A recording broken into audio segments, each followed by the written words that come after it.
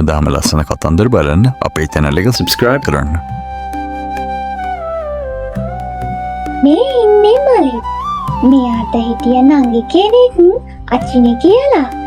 ඉතින් අයියේ නංගි පුරුදු වෙලා හිටියා හැමදාම හවස ඉස්කෝලේ ඇරිලා ඇවිත් සෙල්ලම් කරන්න.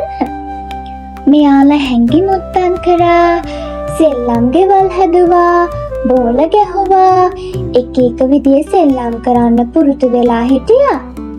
ඉතින් එක දවසක් මෙයාලා බෝල ගගහ ඉත්තේ මලික්ගේ පන්තියේ යාළුවෙකුත් මෙයාලා එක්ක සෙල්ලම් කරන්න ඉන්නද කියලා ඇහුවා.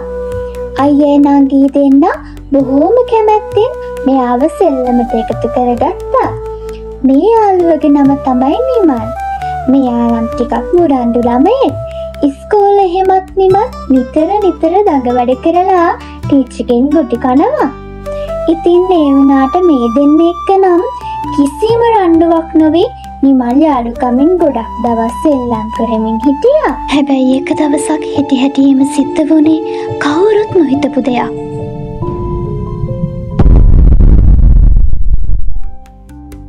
මලිත් මේ අහන්නකෝ. ඕ කියන්න නිමල්. මම දන්න ගෙදරක් තියෙනවා ගමේ හකුනේ. ඒ ගෙදර නම් කවුරුත් නෑ. අපි ඒ ගෙදරට ගිහින් හැංගිමුත්තන් සෙල්ලම් කරමුද? අපි ගිහින් බලමුකෝ අයියේ. ඒ ගෙදර කවුරුත් නැත්තම් අපිට හැමදාම සෙල්ලම් කරන්න පුළුවන්. අනේ අයියේ යමුකෝ. නංගී නෙමලුයි කොච්චර බල කරත් මලිට නම් මේ ගමන යන්න හිතුනෙම නෑ. මොකද මලිට අම්මදුණු අවවාදයක් මතක් වුණා. පුතේ, මගේ පුතා කවදාවත් නොදන්න තැන්වල ඇවිදින්න යන්න එපා කවුරු අඬ ගැහුවත්. හැබැයි ඉතින් නංගිගේ බල කිරීමටයි නිමල්ගේ මුරණ්ඩුකමටයි මලිට අම්ම දීපු අවවාදෙත් අමතක වුණා. කොහොම හරි නිමල් මලිත් හා එයාගේ නංගි අචිනි කැලේ මැදින් ගොඩක් දුර ඇවිදගෙන ඇවිත් අර කියපු කවුරුත් නැති පාළු ගෙදර ළඟට ආවා.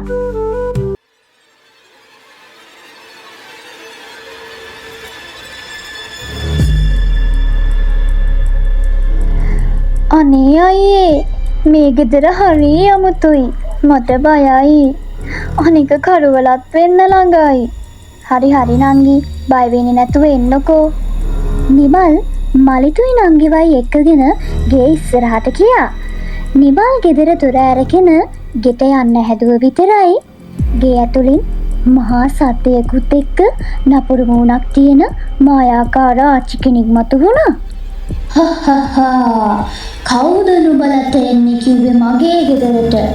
මම දන්නව තමුල්ලා අම්මට හොරෙන් මේ පාළු ගෙදරට ආවේ කියලා. අනේ සමා වෙන්න ආච්චි, මම තමයි මේ දෙන්නවත් පළෙන්ම එක්කගෙන මෙහාට ආවේ. අපි ආයේ කවදාවත් මේ වගේ මුරණ්ඩු වැඩ කරන්නේ නැහැ කියලා පොරොන්දු වෙන්නම්. අනේ කරුණා කරලා අපිට යන්න දෙන්න. මං එහෙනම් තමුන්ට කරදරයක් කරන්නේ නැතුව සමාව දීලා යන්න දෙන්නම්. හැබැයි දැන් කරවල වැටිලා නිසා අතරෑට මෙහෙට වෙලා ඉන්න වෙනවා. තේරුණාද? මෙහෙම කියලා ආච්චි මේ තුන් දෙනාවම මැජික් බුබුලක් ඇතුලේ හිර කරලා උදේ වෙනකම්ම තිබ්බා.